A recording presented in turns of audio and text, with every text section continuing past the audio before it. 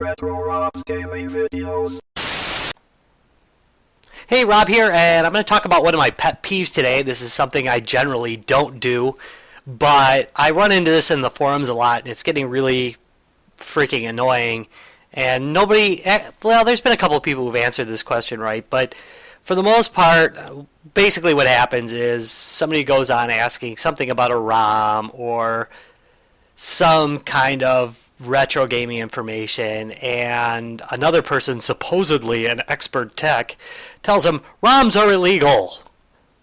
Well, no. ROMs in and of themselves aren't illegal. Even ROMs of video games are not necessarily illegal.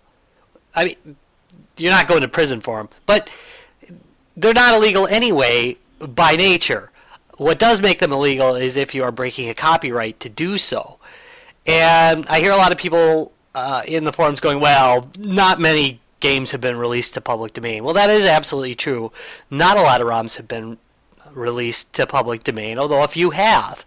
And those are perfectly legal to run in emulators. Actually, there's a lot of ROMs that were made to be public domain, but not a lot of games that were mass-produced eventually became public domain. However, there are a whole lot of ROMs that are completely legal to use in one case or another. One of the cases in point is the game I'm playing right now. Every Vectrex game can be freely played on an emulator, and it's not illegal. They're not public domain. They still hold the rights to it. However, they do allow people to freely redistribute these games. They even allow people to make money on them as long as it's not excessive.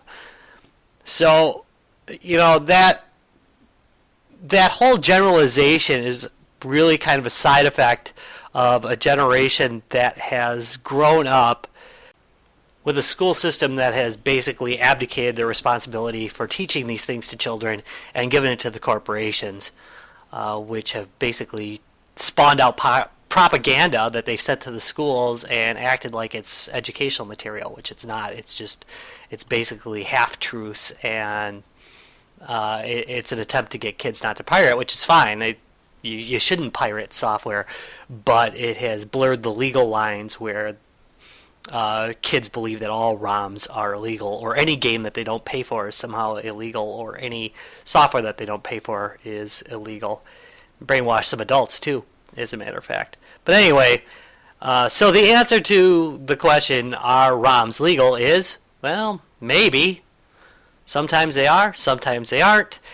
They don't have to be public domain to be legal. However, the publisher has to actually allow them to be legal, or the original creator if the rights have fallen back to them, which does happen sometimes. Another thing is abandonware. I'm not going to go into that in real depth. Abandonware just basically says that the company is not really capable of defending their copyright, either because they're gone or they're just not interested in defending their copyright.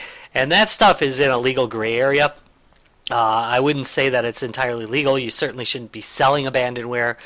I don't really see the problem with playing it. Morally, I don't see a problem with playing abandonware, but there may be legal problems to it. And especially if somebody decides to pick that up and start publishing it again, then, basically that's not completely legal. But anyway, ROMs. Sometimes legal, sometimes not. So do your homework, kids. There's not just one answer, like most things in life that are true.